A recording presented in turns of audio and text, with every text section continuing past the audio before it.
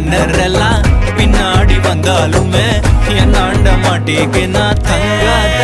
மனமா தேய்ச்சி விட்ட சந்தனமா ஏத்தி வச்ச குங்குமமா பார்த்தேனே கண்ணால